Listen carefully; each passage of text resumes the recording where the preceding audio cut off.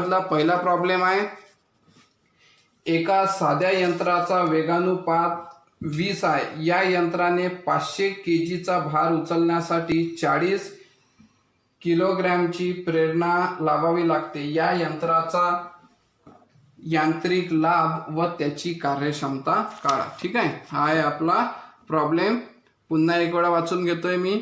एका साध्या यंत्राचा वेगानुपात 20 आहे. या यंत्राने 500 केजीचा भार उचलण्याकरिता 40 केजीची प्रेरणा लावावी लागते. या यंत्राचा यांत्रिक लाभ व त्याची कार्यक्षमता काढा. म्हणजेच यांत्रिक लाभ म्हणजेच आपण इंग्लिशमध्ये म्हणतो मेकॅनिकल ॲडव्हान्टेज, आणि कार्यक्षमता म्हणजेच काय काढायची आहे, एफिशियन्सी काढायची आहे. सुरुवातीला आपण पाहून घेऊ की आपल्याला गिवन काय काय दिलं आहे. तर ते आपण सुरुवातीला पाहून घेऊ की गिवन आपल्याला काय काय गिवन आहे. तर एका साध्या यंत्राचा वेगानुपात 20 आहे. वेगानुपात म्हणजेच काय, वेगानुपात आपण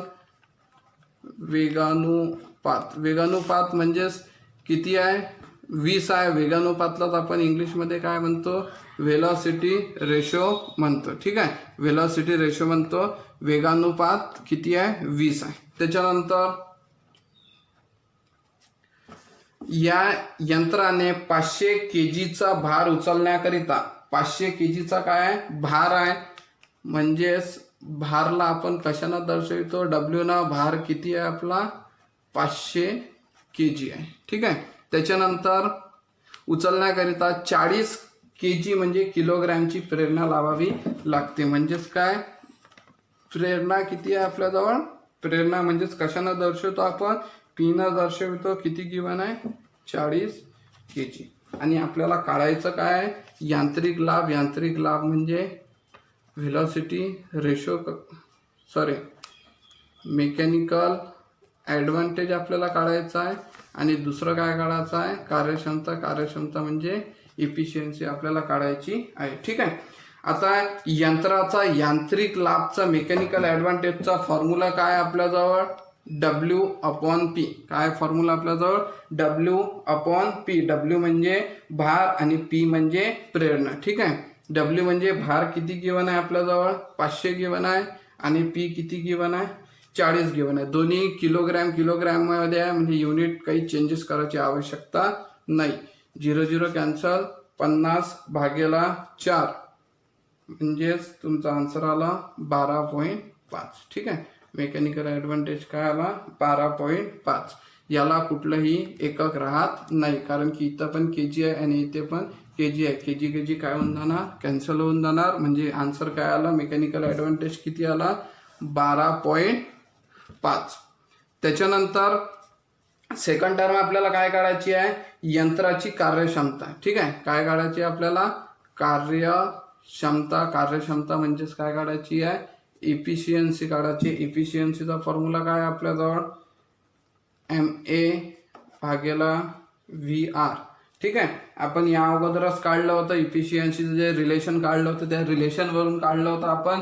रिलेशन काय निघालं होतं, MA/, velocity ratio, mechanical advantage velocity ratio. आणि ही इफिशियन्सी असल्यामुळे आपण काय करत असतो, गुणेला 100. ठीक आहे. मेकॅनिकल ॲडव्हान्टेज किती आला आपलं, आताच वर काढला आपण, 12.5. आणि व्हेलॉसिटी रेशो म्हणजे वेगानुपात किती गिवन आहे, हे इथेच गिवन आहे. किती गिवन आहे, 20. त्याच्यामुळं 12.5/20. ठीक आहे. आता याचं जर तुम्ही गुणेला केलं आणि याचं काय, गुणेला काय, 100. ठीक आहे.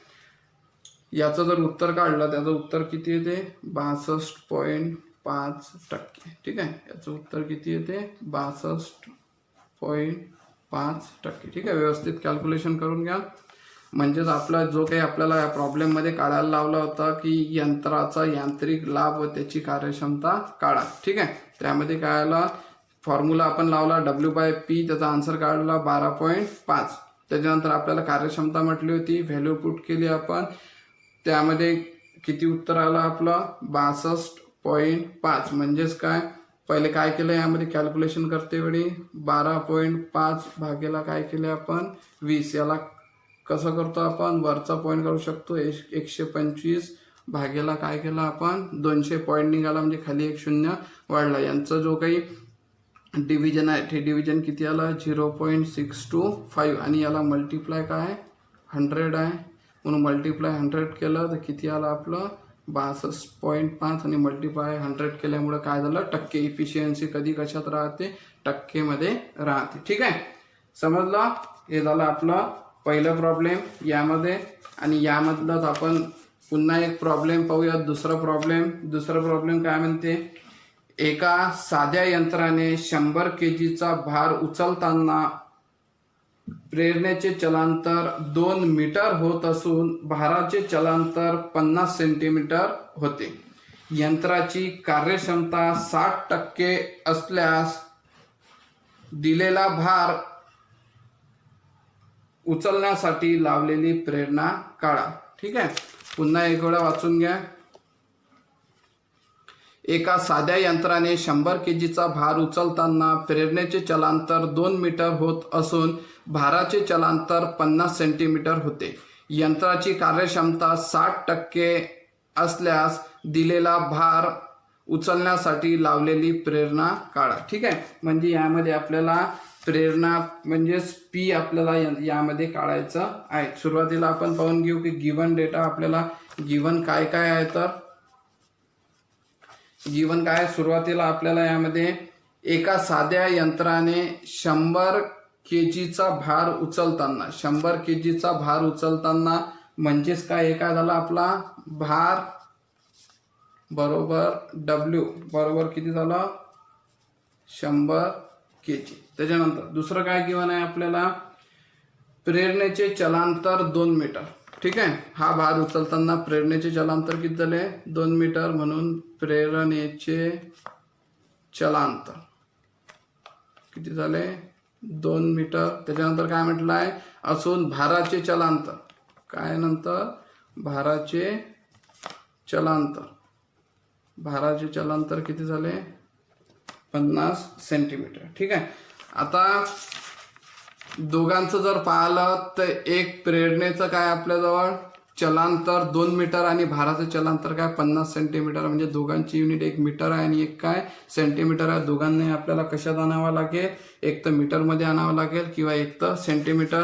त्या 2 मीटरला आणू शकतो आपण. 1 मीटर म्हणजे 100 सेंटीमीटर होते, तर 2 मीटर म्हणजे किती झाले बा 200 सेंटीमीटर. आता आले 50 सेंटीमीटर आणि 200 सेंटीमीटर.